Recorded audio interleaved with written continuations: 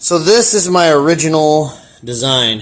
It is a 16 horse. It did not have enough horsepower for this application. It should be around 30 horse, which is why we're going with a 35 horse Vanguard from Repower.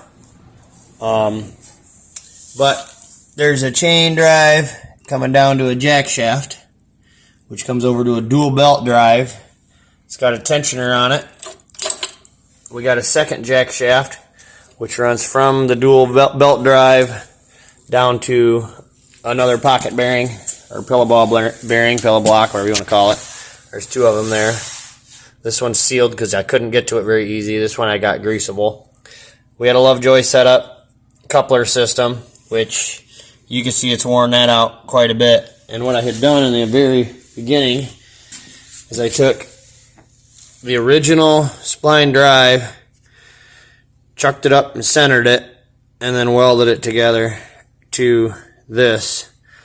And yeah, you can see there's a little bit of wear, but this is like 2 or 3 years of abuse. I'm going to say probably closer to 3 years of abuse with this whole setup, and I've only gone through, I'm going to say 3 or 4 sets of belts, which when I designed it so you pop these 2 bolts off and you just flip it up. I pull this right out of the way of the tensioner. I take the tensioner off, those 2 bolts, I flip this whole system up, throw a set of belts on it, and the belts do fit in between the engine and the jack shaft right through here, and I was able to change my belts pretty easily.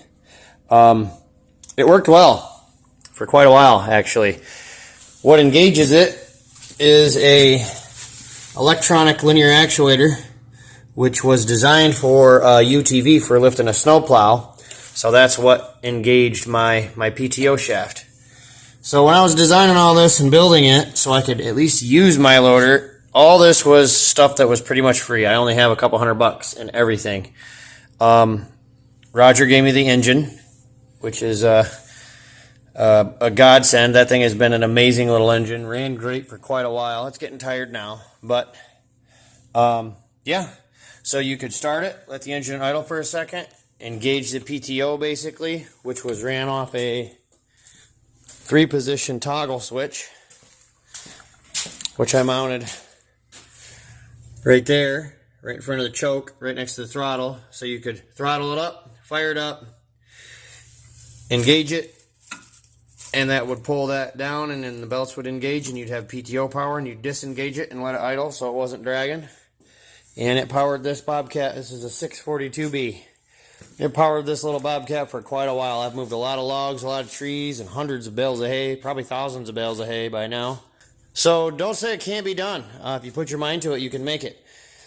I'm just ready to upgrade, and this kit was pretty inexpensive really for what all you get and what all they do. You get a new hub, which is a big, gigantic thing. I think it's like 3.5 inches. It's a 110 series.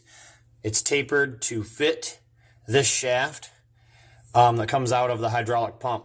So it's a pretty sweet little system. And now I can get rid of all my extra wiring. I can plug in my normal wiring. It has a charging system built right in. Comes with all this stuff other than the Milwaukee tools. You get a new throttle cable, all your mounting hardware, spacers for the engine. They even give you a test light. New muffler, which is still in the bag. I haven't gotten that out yet. Cooling fan. This is my original muffler. I may still use this because I like how this comes out the top. That one is going to come out the side. I haven't exactly got it figured out 100%. New union. The dampener for the coupler. All your electrical bits. Choke cable. The Y-pipe and stuff for the engine. And that 35 horsepower V-twin behemoth. It's like almost 1,000 cc's.